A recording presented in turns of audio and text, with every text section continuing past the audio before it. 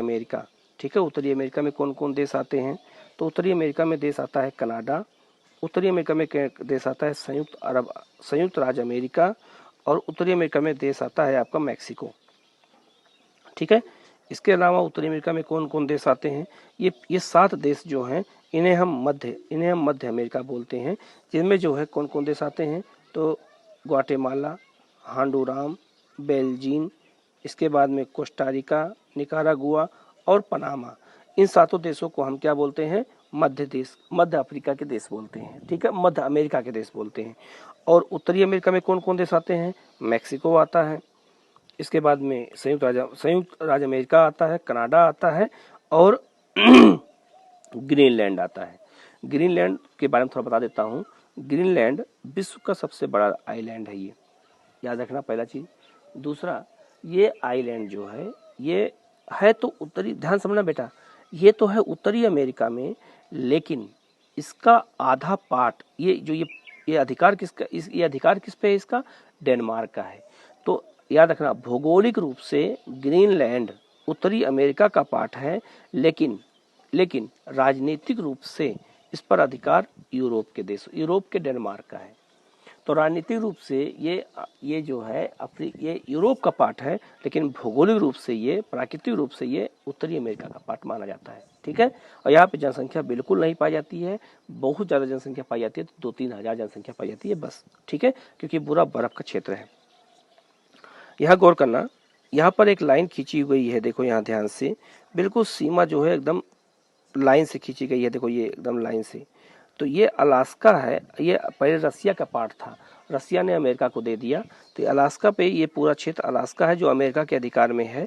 और यहाँ जो कनाडा से उसकी सीमा लगती है बिल्कुल सीधी लाइन है, तो लाइन कौन सी लाइन है? तो 142, ठीक है ना, 142 जो देशांतर गुजरता है वही इन दोनों की सीमा बनाता है। तो आपसे एग्जाम में पूछा जाएगा कि 142 अंश की देशांतर रेखा किन देशों की सीमा बनाती है?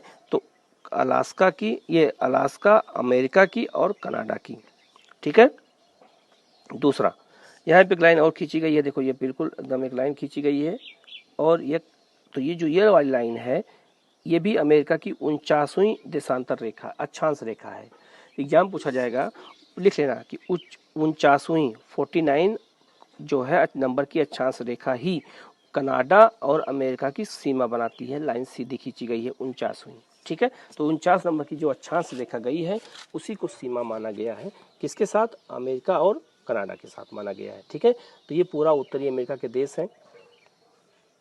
इसके बाद में यहाँ पे अमेरिका या कनाडा का एक शहर है विनिपेग, इसको हम गेहूं की मंडी बोलते हैं, यहाँ गेहूं बहुत ज़्यादा होता है इसलिए गेहूं की मंडी बोला जाता है।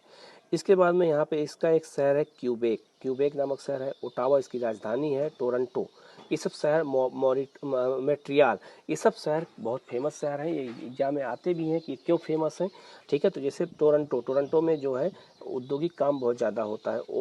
ओटावा उसकी राजधानी है कनाडा की, और ये पूरा बर्फ से क्षेत्र ढका रहता है, केवल इसकी जनसंख्या इसी क्षेत्र में पाई जाती है। पूरा ये क्षेत्र जो है वीरान है, यहाँ पे जनसंख्या नहीं पाई जाती है, ठीक है। और ये जो है आपका मॉन्ट्रियल समझौता हुआ था जो ओजोन परत को लेकर के 1987 में, तो यहीं पे हुआ था, वो जो है मॉन्ट्रियल में हुआ था। तो मॉन्ट्रियल किसका शहर है? कनाडा का है। यहाँ पे एक शहर है वैंकूवर भी जो है कनाडा का शहर माना जाता है। और वैंकूवर में जो है देखा होगा, हमने इतिहास में हमें पढ़ते हैं, चैप्टर है कामागाटा मारू प्रकरण। कामागाटा मारू एक जहाज था, जापानी जहाज था, जो 1913 में आया था, कहाँ पे? कनाडा आया था, तो वैंकूवर शहर उसको आना था, इसीलिए बहुत फेमस है वैंकूवर शहर, ये भी याद रखना है आपको, ठीक है ना। इसके बाद में हम आते हैं अमेरिका की ओर। अमेरिका में अगर हम बात करें तो अमेरिका के पश्चिमी तट पे बहुत सारे शहर हैं जो बहुत इंपॉर्टेंट हैं, जैसे साल्ट लेक सिटी बहुत इंपॉर्टेंट है, यहाँ साल्ट लेक झील भी है, और विश्व में 3रे नंबर की लवणता यहाँ पाई जाती है। इसके बाद में सैन फ्रांसिस्को, ये है सैन फ्रांसिस्को शहर यहाँ है, लॉस एंजल्स शहर यहाँ है, लॉस वेगास शहर है, फिनिक्स शहर है। तो हॉलीवुड, लॉस वेगास है, तो ये सब हॉलीवुड मूवी जब आती है, देखा होगा हॉलीवुड के केंद्र यही सब हैं, ठीक है। हॉलीवुड का केंद्र कौन सा है? जो आपका ये पूरा है लॉस वेगास है, सैन फ्रांसिस्को है। तो हॉलीवुड की जो मूवी बनती है वो इसी क्षेत्र में ज़्यादातर बनती है, उसका हेडक्वार्टर इसी क्षेत्र में है, ठीक है। इसके अलावा अमेरिका का शहर है बर्किंघम, देखो यहाँ भी है। ह्यूस्टन, जहाँ मोदी अभी कुछ दिन पहले गए थे, जो है मोदी का प्रोग्राम भी हुआ था यहीं पे। न्यूयॉर्क है यहाँ पे, फिलाडेल्फिया है यहाँ पे, बोस्टन नामक बंदरगाह भी यहीं है, बोस्टन टी पार्टी भी यहीं पे हुई थी। वहाँ वर्ल्ड हिस्ट्री जब पढ़ते हैं ना, तो वर्ल्ड हिस्ट्री में बताता है कि यहाँ पे बोस्टन में टी पार्टी जो हुई थी उसके बारे में यहाँ पे बताता है वो, ठीक है ना। ये बोस्टन बंदरगाह भी है, फंडी की खाड़ी में है। वाशिंगटन डीसी, वाशिंगटन डीसी यहाँ पे है। वाशिंगटन डीसी का फुल फॉर्म क्या है, इस यहाँ देखो लिखा है, डिस्ट्रिक्ट ऑफ कोलंबिया कहते हैं, ठीक है। वो एक संघीय देश है, या सबसे बड़ा राज्य जो है उसको टेक्सास है अमेरिका का। तो ये जो वाशिंगटन डीसी है इसका फुल फॉर्म क्या है, डिस्ट्रिक्ट ऑफ कोलंबिया कहते हैं इसको हम, वाशिंगटन डीसी को। वाशिंगटन वहाँ के पहले राष्ट्रपति थे, उन्हीं के नाम पे रखा भी गया है इसको, ठीक है। इसके बाद यहाँ एक शहर है शिकागो, जहाँ पे विवेकानंद स्वामी गए थे और वहाँ पे उन्होंने जो है धर्म प्रचार के लिए विश्व धर्म सम्मेलन में शामिल हुए थे। तो शिकागो लोहा के लिए बहुत प्रसिद्ध है, ठीक है ना। इसके बाद एक शहर इसका है मियामी, यहाँ मियामी है जहाँ पे उसका नासा का हेडक्वार्टर है, ठीक है। नासा का हेडक्वार्टर इसी क्षेत्र में है। ये इसको हम जो है बोलते हैं फ्लोरिडा बोलते हैं इसको, फ्लोरिडा का क्षेत्र बोलते हैं। और यहाँ पे पूरा क्षेत्र ये पूरा वही है, यहाँ पे नासा का वो है आपका हेडक्वार्टर है, ठीक है। इसके बाद में एक देश है यहाँ मैक्सिको, ये भी उत्तरी अमेरिका का है और इसकी राजधानी भी मैक्सिको सिटी ही है, ठीक है। मैक्सिको सिटी ही इसकी राजधानी है और मैक्सिको की खाड़ी इससे लगी हुई है और यहीं पे नदी गिरती है, मैंने बताया था मिसिसिपी नदी गिरती है, ठीक है ना। इसके बाद में ये पूरा देश मध्य अमेरिका के देश कहलाते हैं। ये बहुत गरीब देश भी हैं, बहुत ज़्यादा गरीब देश हैं और यहाँ पे जो है हमेशा तनाव बना रहता है, नशीले पदार्थों का यहाँ कारोबार बहुत ज़्यादा होता है, ठीक है। यहाँ पे याद रखना एक कुछ देश और यहाँ पे बने हैं, पहले मैं उनके बारे में बता देता हूँ। उनको हम कैरिबियन देश बोलते हैं, या आप लोगों ने नाम सुना होगा वेस्ट इंडीज, ठीक है। वेस्ट इंडीज आप लोग नाम सुना होगा। तो वो वेस्ट इंडीज किसे कहते हैं, तो वेस्ट इंडीज अगर आप खोजने लगेंगे मैप पे तो आपको कभी मिलेगा ही नहीं। तो ये पूरा क्षेत्र जो है कैरिबियन सागर यहाँ है और ये पूरा क्षेत्र कैरिबियन द्वीप देश कहलाते हैं, कैरिबियन देश कहलाते हैं। और ये पूरा देश को हम वेस्ट इंडीज भी बोलते हैं।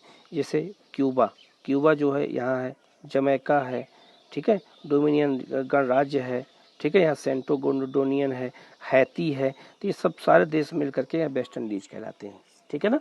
तो वेस्ट इंडीज भी किसका देश है, तो उत्तरी अमेरिका के देश में ये शामिल है, ठीक है ना, याद रहेगा।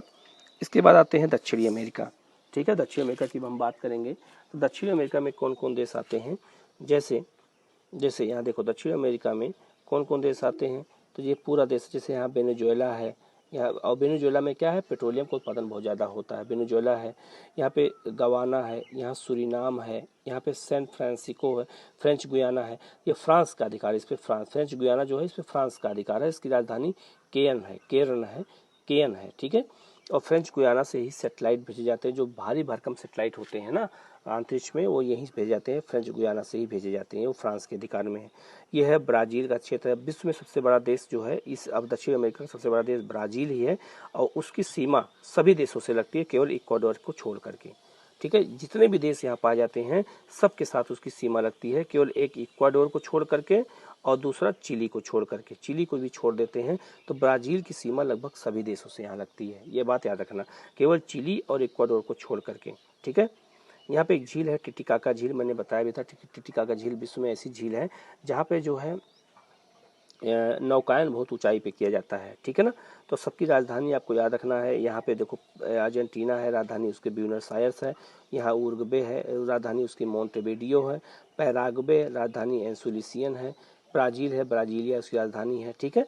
और ब्राज़ील के कुछ शहरों के बारे में बात करेंगे, लेकिन उससे पहले देखो यहाँ पे लिखा है क्वेटो। जो क्वेटो शहर है ये किसकी राजधानी है, इक्वाडोर की। यह विश्व का दूसरा सबसे ऊंची राजधानी मानी जाती है क्वेटो को। विश्व की सबसे ऊंची राजधानी कौन सी है, तो लापाज है। ये बोलीविया की राजधानी है। तो बोलीविया की राजधानी जो लापाज है वो सबसे जो है विश्व में सबसे ऊंचाई पे बसा हुआ है, ठीक है ना। ये याद रखना, सबसे ऊंचा राजधानी वही है। यहाँ पे एक शहर है अरिका। अरिका जो है दुनिया का सबसे शुष्क शहर माना जाता है। सबसे यहाँ पे सबसे ज़्यादा ड्राई क्षेत्र है ये, ठीक है। अरिका ये जो है चिली का क्षेत्र है। यहीं पर अटाकामा मरुस्थल पाया जाता है, ठीक है। इसके बाद में ब्राज़ील के कुछ शहरों की बात करें अगर हम, तो ब्राज़ील का एक शहर देखो यहाँ पे लिखा है ये रिसार्फ जो शहर है वो चीनी निर्यात किया जाता है, वहाँ से चीनी निर्यात होता है। ये क्वेश्चन कई बार पूछा भी गया है। ठीक है। दूसरा है यहाँ पे जो है ये ब्राजीलिया में सांबा नृत्य बहुत ज़्यादा किया जाता है, बहुत फेमस नृत्य है ये। यहाँ पे एक बंदरगाह है सेंट्रोस बंदरगाह है, जहाँ काफ़ी का निर्यात किया जाता है। ये भी क्वेश्चन कई बार आ चुका है कि काफ़ी का निर्यात किस शहर से ज़्यादा किया जाता है, तो सेंट्रोस शहर से ज़्यादा किया जाता है, काफ़ी का निर्यात होता है। इसके बाद में एक शहर यहाँ पे देखो लिखा है रियो डी जेनेरियो, बहुत आप लोगों ने सुना भी होगा रियो डी जेनेरियो, जहाँ पर 1992 में पृथ्वी सम्मेलन हुआ था रियो डी जेनेरियो में जलवायु परिवर्तन को लेकर के। ठीक है, तो रियो डी जेनेरियो बहुत फेमस शहर है। यहाँ पे यहीं पे ओलंपिक मैच भी अभी कुछ दिन पहले हुआ था 2016 का। ठीक है, और काफ़ी उत्पादन के लिए काफ़ी बहुत इम्पोर्टेंट भी है। ठीक है ना। आगे यहाँ पे देखो 3 नदियाँ हैं। यहाँ पे नदी मैंने बताया था पराना, यहाँ पैराग्वे और उरुग्वे, 3 नदियाँ हैं, 3 देश भी हैं उन्हीं के नाम पे, को ला प्लांटा कहा जाता है, और ला प्लांटा की खाड़ी में ये नदियाँ आके गिरती भी हैं। तीन नदियों को मिला के हम ला प्लांटा बोलते हैं। ठीक है। इसके बाद में लैटिन अमेरिका किसे कहा जाता है, तो लैटिन अमेरिका में 3 क्षेत्र शामिल हैं, उनको हम लैटिन अमेरिका बोलते हैं। ठीक है, तो लैटिन अमेरिका में देश शामिल हैं उत्तरी अमेरिका, मध्य अमेरिका और कैरेबियन द्वीप समूह। इन तीनों देशों को मिला करके हम क्या बोलते हैं, लैटिन अमेरिका। लैटिन अमेरिका कोई भौगोलिक क्षेत्र नहीं है। लैटिन एक भाषा होती है जिसमें जर्मनी और जो पुर्तगाली और स्पेनिश भाषा बोली जाती है। ठीक है, तो ये दोनों भाषाएं बोली जाती हैं। तो इसी कारण से इन क्षेत्रों को हम लैटिन अमेरिका के देश बोलते हैं। तो कभी अगर एग्जाम में आ जाए कि लैटिन अमेरिका के देश में कौन कौन देश शामिल हैं, तो लैटिन अमेरिका में 3 देश शामिल हैं, 3 क्षेत्र शामिल हैं, 3 महाद्वीप के क्षेत्र शामिल हैं। कौन कौन से, वो है दक्षिणी अमेरिका, मध्य अमेरिका और कैरेबियन द्वीप समूह। इन तीनों देशों को मिला के क्या बोलते हैं, लैटिन अमेरिका बोला जाता है। ठीक है, तो एग्जाम जब आप पेपर ऊपर देने जाएंगे तो वहाँ बार बार ये शब्द आता है कि लैटिन अमेरिका के देश कौन कौन से हैं, लैटिन अमेरिका के देश क्या है, तो आपको इसके बारे में जानकारी होना बेहद जरूरी है, नहीं तो आपका क्वेश्चन क्या हो जाएगा, गलत हो जाएगा। ठीक है ना, तो लैटिन अमेरिका के बारे में जानकारी होना बहुत जरूरी है। इसके बाद देखो यहाँ लेख लिखा है आइलैंड है फॉकलैंड। मैंने फॉकलैंड आइलैंड बताया था, यहाँ पे फॉकलैंड जलधारा बहती है भी बताया था मैंने आपको। ठीक है ना, तो फॉकलैंड जो है याद रखना, फॉकलैंड जो है ये इस पर ब्रिटेन का अधिकार है, लेकिन ये किसके पास है, ये अर्जेंटीना के नज़दीक है। तो अर्जेंटीना और ब्रिटेन के बीच में इस आइलैंड को लेकर के लड़ाई भी चल रही है लगातार। ठीक है, लेकिन वर्तमान में फॉकलैंड पर अधिकार किसका है, ब्रिटेन का है, ये बात याद रखना। और देखो यहाँ पर ये देखो चिली की राजधानी, देखो चिली की जो ये वाला क्षेत्र है, देखो यहाँ सीमा कितनी ऐसे है, तो ये बहुत दुर्लभ क्षेत्र होता है, इसको हम दंतुलित आकार की सीमा बोलते हैं। जैसे दांत नहीं होता हमारे, उबड़ खाबड़ होते हैं, वैसे ही यहाँ उबड़ खाबड़ जिस सीमा बनाई गई है, तो इसको हम दंतुलित जो है सीमा बोलते हैं। ये कहाँ पाया जाता है, तो ये चिली में पाया जाता है। ये क्वेश्चन आता रहता है हमेशा। ठीक है, तो ये हो गया आपका कौन सा क्षेत्र हो गया, दक्षिण अमेरिका का क्षेत्र हो गया। ठीक है, दक्षिण अमेरिका में देखो यहाँ पे ये पूरा दक्षिण अमेरिका के देश कहलाते हैं। ठीक है, और यहीं से मैंने बताया था अभी फ्रेंच गुयाना से सैटेलाइट भेजे जाते हैं यहीं से।